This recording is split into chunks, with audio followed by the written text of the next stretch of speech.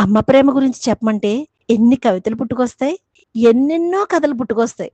కానీ అదే తండ్రి గురించి చెప్పమంటే ఏదో నామమాత్ర కథలు మాత్రం మొదలవుతాయి. అసలు కుటుంబం కోసం తన సంతోషాలను, కోరికలను త్యాగం చేసే తండ్రి ప్రేమ గురించి ఎందుకని ఎవరు పెద్దగా మాట్లాడరు అనే ఆలోచనలతో పుట్టిందే ఫాదర్స్ డే. ఇది మొదటిసారిగా అమెరికాలో మొదలైంది. అమెరికాలోని సోనార్ స్మార్ట్ డాడ్ అనే యువతి తల్లి చిన్నప్పుడే మరణించింది. దీంతో ఆమె తండ్రి విలియం జాక్సన్ స్మార్ట్ ఒంటరిగా 6 పిల్లల్ని ఎంతో ప్రేమగా పెంచాడు. 1909లో ఆమె మదర్స్ డే వేడుకల్లో పాల్గొనవలసొచ్చింది. అక్కడ అమ్మలకు ఒక రోజు ఉంటే తండ్రులకు ఎందుకు ఉండకూడదు అనే ఆలోచన ఆమెకు మొదలయ్యింది.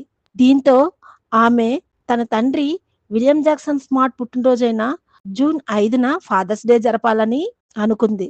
ఆ కార్యక్రమం నిర్వహించడానికి చర్చిలకు, నిర్వాహకులకు తగినంత సమయం లేకపోవడంతో ఆ తేదీన చేయలేకపోయింది.